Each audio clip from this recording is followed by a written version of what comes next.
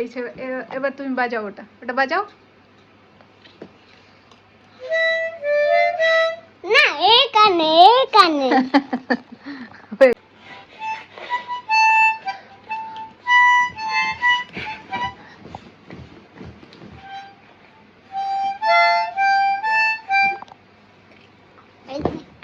না ভালো করে বাজাও শোনো বাবা। কি হলো?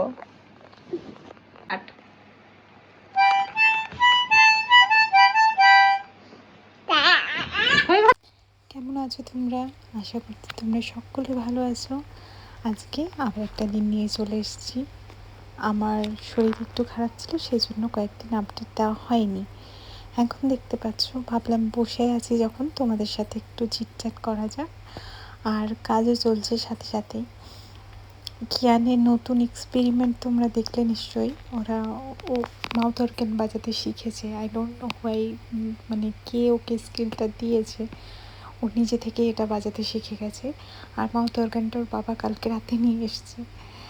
যাই হোক, এখন আমি একটু স্কিন কেয়ার করবো। স্কিন কেয়ারের সাথে সাথে তোমাদের সাথে গল্পও করবো। আর অনেক দিন লং ব্লগ দেওয়া হয়নি, সেজন্য ভাবলাম চলো তোমাদের সাথে একটু কথা বলা যাক। আমার ভিডিও তোমাদের কেমন লাগছে সেটা অবশ্যই আমাকে একটু ব্লগে জানিও। তাছাড়া আমি বুঝতে পারবো না আমি কি ঠিক করছি কি ভুল করছি, সেটাই বুঝতে পারবো না। যাই হোক, যদি তোমাদের আমার একজন ওয়ার্কিং মমের দুবাই লাইফ, ডেলি লাইফ দেখতে ভালো লাগে, তাহলে প্লিজ আমাকে জানিও। তোমাদের কমেন্টগুলো আমার জন্য খুবই ভ্যালুয়েবল। আসলে হয়েছেটা কি, কয়েকদিন ধরে শরীরটা ভালো নেই। ফুড পয়জনিং হয়ে গেছিলো আমার, এবং সেই কারণে মুখ চোখের অবস্থা দেখতে পাচ্ছ কীরকম শুকিয়ে গেছে এবং ডিহাইড্রেটেড লাগছে। তো ভাবলাম একটু স্কিন কেয়ার করা যাক। স্কিন কেয়ার আর কি, এই যে সিরামটা আমি লাগাই সেই সিরামটাই লাগাই। আর এই একটা পিল অফ মাস্ক আমি নতুন কিনেছি, এই মাস্কটা। তো ভাবলাম প্রথমে অ্যানুয়ার, এটা মানে ওটাই লেখা আছে পিল অফ মাস্কটাতে কি তুমি তোমার স্কিন কেয়ার করার পর এই র্যাপিং মাস্কটা লাগিয়ে ওভারনাইট ছেড়ে দিতে। তো রাতে তো হবে না বলতে কি, রাত্রে কখন খাবো তাও ঠিক নেই। আজকে যেহেতু কাজের অনেকটাই চাপ আছে, তো সেই জন্য দুপুরবেলাতেই আমি করে নিলাম। আর এখন একটু কিয়ান ঘুমিয়েওছে। কিয়ান ঘুমালে একটু শান্তিতে মানে সব কাজগুলো করা যায়, আদারওয়াইজ ওর প্রত্যেকটা জিনিসই দরকার পড়ে যায়। এবং এখন ঘরটা একটু শান্তও আছি। যাই হোক, এখানে আবার ওই একটু অস্থির যুদ্ধকালীন পরিস্থিতি চলছে এখানে, এবং পরিবেশ মানে আমাদের এখানে কোনো প্রবলেম নেই, বাট হ্যাঁ চলছে, সেটাই আর কি। এরপর যেটা বলার সেটা হচ্ছে কাজের চাপে মানে যেটা হয়েছিল আমার সঙ্গে, আমি স্যাটারডে একটু বাইরে খাবার খেয়ে নিয়েছিলাম। চেন্নাই কারি বলে এখানে একটা রেস্টুরেন্ট আছে, ওখানেই খেয়েছিলাম। এবং সেখানে আমি খাবার কি খেয়েছিলাম, ইয়েলো ডাল আর ফ্রাইড রাইস। খাবারটা খাওয়ার পরে ইমিডিয়েটলি আমার পেটে যন্ত্রণা স্টার্ট হয়ে যায়, এবং বাড়ি ফিরে আস্তে আস্তে আমার ভীষণ রকম পেটে যন্ত্রণা, বমি, এই টাইপের জিনিসপত্র শুরু হয়ে যায়। এই জিনিসটা করতে করতে মানে একটা দিন যাওয়ার পর, মানে স্যাটারডে রাতটা আমি কোনো রকম কাটিয়েছি, বাট সানডে মর্নিং থেকে আমি আর পারছিলাম না, মানে আমি আর উঠতেও পারছিলাম না। তো আমি অ্যাস্টার ক্লিনিক এখানে আছে, সেখানে গেছিলাম দেখাতে, ডিসকভারি গার্ডেন। ওখানে অ্যাপয়েন্টমেন্ট বুক করে আমি গেলাম। আমি এবং মা দুজনেই গেছিলাম।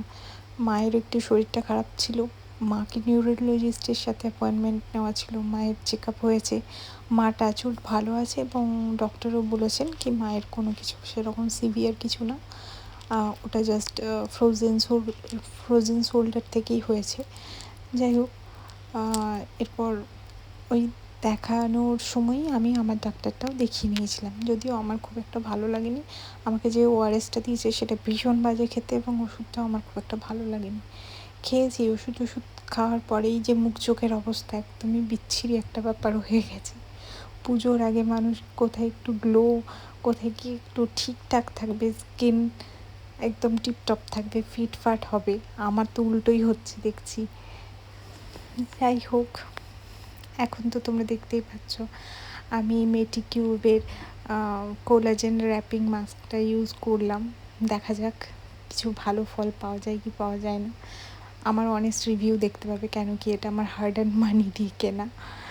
এবং আমার মেডিকিউবের কিন্তু ওই যে আরেকটা ক্যাপসুল মাস্ক টাইপের কিনেছিলাম, ওটা কিন্তু বেশ ভালো কাজ করেছিল সত্যি কথা বলতে।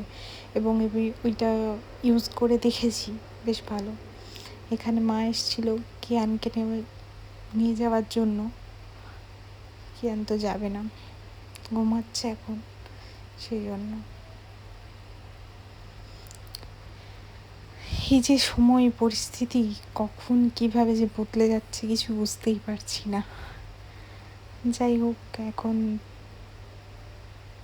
মাস্কটা কমপ্লিট করার পর আজ আমার একটু রেস্ট নিতে ইচ্ছা করছে, কিন্তু রেস্টটা নিতে পারবো বলে মনে হচ্ছে না।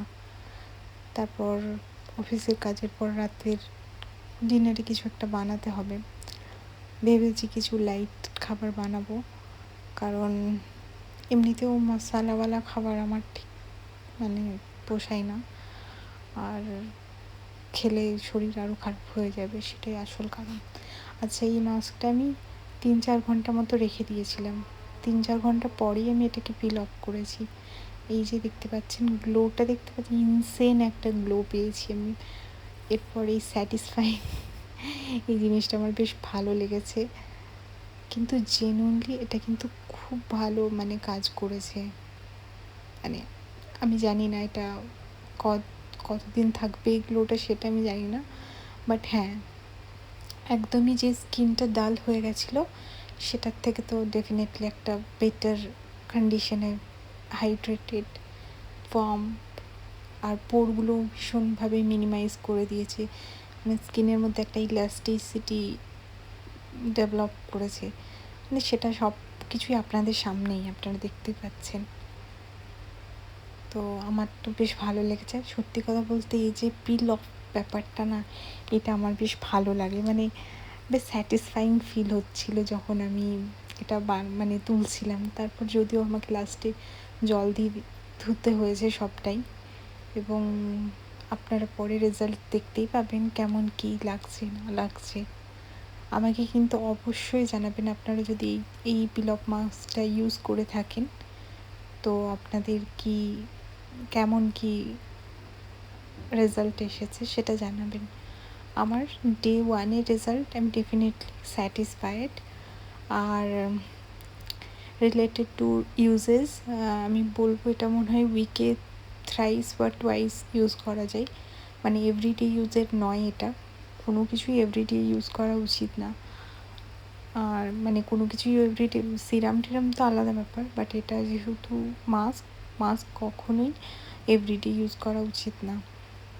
যাই হোক, এরপর আমার ক্লিন ফেসটা আপনারা দেখতে পাবেন যে এটা তুলে দেওয়ার পর, এখনই দেখতে পাচ্ছেন যে কতটা ক্লিন একটা ব্যাপার এসে গেছে, স্কিনটার মধ্যে গ্লো চলে এসছে। যাই হোক, আপনারা যদি এই ধরনের ভিডিও আরও দেখতে চান তাহলে প্লিজ প্লিজ প্লিজ আমাকে জানাবেন, আর কমেন্ট সেকশানে তো অবশ্যই জানাবেন যে আমার ভিডিও আপনাদের কেমন লাগছে। একটা ওয়ার্কিং মমের দুবাই লাইফ, এভরিডে লাইফ কীরকমভাবে আমি কাটাই সেটাই দেখানো। এই যে স্কিনটা পুরো গ্লো করছে, আমি পুরো স্কিনটাকে একদম প্রিপেয়ার করে নিয়েছি। আজ আসছি, পরে দেখাবে অন্য